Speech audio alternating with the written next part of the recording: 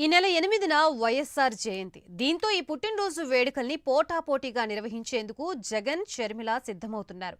వైఎస్ని own చేసుకోవాలని Sharmila plan చేస్తున్నారు. రాజన్న మా వైపే ఉన్నాడంటున్నారు జగన్.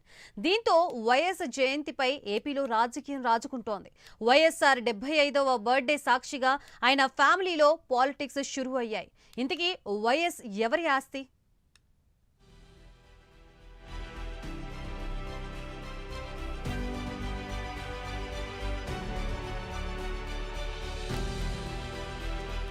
కాంగ్రెస్ అంటే వైఎస్ఆర్, వైఎస్ఆర్ అంటే కాంగ్రెస్ అనే రేంజ్లో అప్పట్లో పరిస్థితి ఉండేది. టీడీపీ ధాటికి ఏపీలో అచేతనంగా ఉన్న కాంగ్రెస్ పార్టీలో దేవసత్వాలు నింపింది రాజశేఖర్ రెడ్డి. కాంగ్రెస్ పార్టీ సైతం రాజశేఖర్ రెడ్డికి విపరీతంగా స్వేచ్ఛ ఇచ్చి ఆయన నాయకత్వాన్ని బలోపేతం చేసింది. అందుకే కాంగ్రెస్ నాయకత్వం అంటే అచంచల విశ్వాసంతో ముందుకు సాగారు రాజశేఖర్ రెడ్డి. కానీ ఆయన అకాల మరణంతో ఆ కుటుంబం కాంగ్రెస్ పార్టీకి దూరమయ్యింది. కాంగ్రెస్ సైతం ఆ కుటుంబాన్ని వద్దనుకుంది. అన్నపై విపరీతమైన అభిమానంతో షర్మిల సైతం కాంగ్రెస్ పార్టీకి దూరమయ్యారు. ఇప్పుడు అదే కాంగ్రెస్ పార్టీ బలోపేతానికి కృషి చేస్తున్నారు. ఇప్పుడు అన్నా చెల్లెలిద్దరూ వైఎస్ ని అస్త్రంలా వాడుకోవాలని ప్లాన్ చేస్తున్నారు.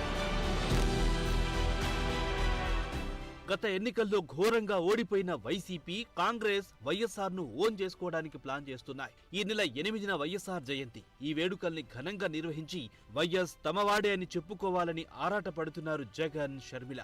వాస్తవానికి వైఎస్ రాజశేఖర్ రెడ్డిని జగన్ పట్టించుకోవడం మానేశారు. మెల్లగా పార్టీ అంతర్గత సమావేశాల్లో వైఎస్ బొమ్మను కూడా పెట్టడం తగ్గించారు. ఇప్పుడు షర్మిల వైఎస్ ఇమేజ్ మొత్తాన్ని సొంతం చేసుకునేందుకు ఏర్పాట్లు చేసుకుంటున్నారు. జూలై 8న వైఎస్ఆర్ 75వ జయంతి జరగనుంది. ఈ అవకాశాన్ని షర్మిల ఉపయోగించుకోవాలని ప్లాన్ చేస్తున్నారు. వైఎస్ఆర్ కు తానే నిజమైన వారసురాలిగా గుర్తింపు పొందేందుకు కాంగ్రెస్ అంటే వైఎస్ఆర్, వైఎస్ఆర్ అంటే కాంగ్రెస్ అని ప్రజలకు తెలియజేసేలా 75వ జయంతి వేడుకల్ని నిర్వహించాలని అనుకుంటున్నారు. పార్టీ హైకమాండ్ నుంచి ఇందుకోసం అనుమతి కూడా తీసుకున్నారు.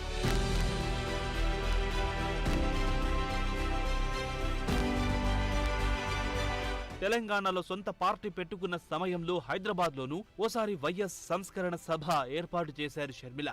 చాలా మంది వెళ్లారు, కానీ వైసీపీ నుంచి ఒక్కరు కూడా వెళ్లలేదు. రాష్ట్ర విభజన వల్ల కాంగ్రెస్ ఎక్కువగా నష్టపోయిందని అంతా చెబుతూ ఉంటారు. కానీ వాస్తవానికి జగన్ సొంత పార్టీ పెట్టుకోవడం వల్లనే కాంగ్రెస్ ఎక్కువగా నష్టపోయింది. ఇప్పుడు పరిస్థితులు మారిపోయాయి. కాంగ్రెస్ ఓటర్లు వెనక్కి వచ్చేసే పరిస్థితులు కనిపిస్తున్నాయి. అదే సమయంలో వైఎస్ కుమార్తె కూడా కాంగ్రెస్ వైపే ఉన్నారని, ప్రజల్లోకి సందేశం పంపాలని హస్తం పార్టీ అగ్రనేతలు భావిస్తున్నారు.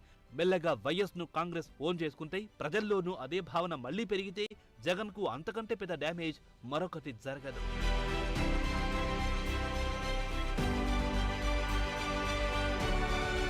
వైఎస్ జయంతి వేడుకల్ని నిర్వహించాలని నిన్నటి వరకు వైసీపీ అనుకోలేదు. 5 ఏళ్లుగా వైసీపీ అధికారంలో ఉండడంతో అధికారికంగా నిర్వహించారు. ప్రభుత్వ ధనంతో వేడుకలు జరిపారు. ఇప్పుడు సొంత ధనం ఖర్చు పెట్టాల్సి ఉండడంతో పెద్దగా ఆసక్తి చూపలేదు. అయితే ఎప్పుడైతే ఈ గేమ్లో షర్మిల ఎంటర్ అయ్యారో అప్పుడే జగన్ కూడా వైఎస్ బర్త్డే వేడుకలు నిర్వహించాలని డిసైడ్ అయ్యారు. ఎందుకంటే వచ్చే ఎన్నికల్లో వైఎస్ వారసత్వం జగన్ కు ఎంతో అవసరం. తాజా ఎన్నికల్లో వైసీపీకి 40% ఓట్లు వచ్చాయి. అందులో చాలా వరకు వైఎస్ అభిమానులే ఉన్నారు. ఇప్పుడు వైసీపీ వైఎస్ ను దూరం పెడితే వాళ్లంతా కాంగ్రెస్ వైపు మళ్లే అవకాశం ఉంది. అప్పుడు కాంగ్రెస్ కు ఏపీలో పూర్వ వైభవం వస్తుంది. కాంగ్రెస్ నుంచి వెళ్లిపోయిన నేతలంతా మళ్లీ తిరిగి వచ్చే ఛాన్స్ ఉంది. అయితే కాంగ్రెస్ నుంచి వెళ్లిన వారిలో ఎక్కువ మంది వైసీపీలోనే చేరారు. ఇప్పుడు వాళ్లంతా ఫ్యాన్ పార్టీని వీడితే జగన్ కి భారీగా డ్యామేజ్ జరిగే అవకాశం ఉంది.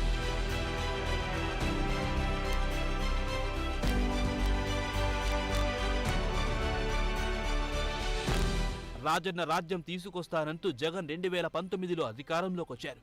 రాజశేఖర్ రెడ్డి బిడ్డను అంటూ ప్రజల్లో తిరిగారు. అప్పుడు జగన్ కు వారసత్వంలో పోటీ ఎవ్వరూ లేరు. ఇప్పుడేమో షర్మిల రూపంలో ఫ్యామిలీలోనే శత్రువులు తయారయ్యారు. వైఎస్ వారసత్వాన్ని లాక్కోవాలని చూస్తున్నారు. ఈ క్రమంలో ఇప్పటికే ఓటమి నైరాస్యంలో ఉన్న వైసీపీ క్యాడర్కు కాంగ్రెస్ పార్టీ ఓ ఆశాదీపంలో మారే అవకాశాలు కూడా కనిపిస్తున్నాయి. దీంతో జగన్ అలర్ట్ అయ్యారు. వైఎస్ఆర్ జయంతి వేడుకల్ని ఘనంగా నిర్వహించాలని డిసైడ్ అయ్యారంట. దీంతో ఈసారి వైఎస్ఆర్ జయంతి వేడుకల సాక్షిగా వైసీపీ, కాంగ్రెస్ మధ్య రాజకీయం రంజుగా మారింది. మరి అన్నా చెల్లెళ్ల మధ్య ఈ వేడుకల యుద్ధంలో ఎవరిది పైచేయి అవుతుంది?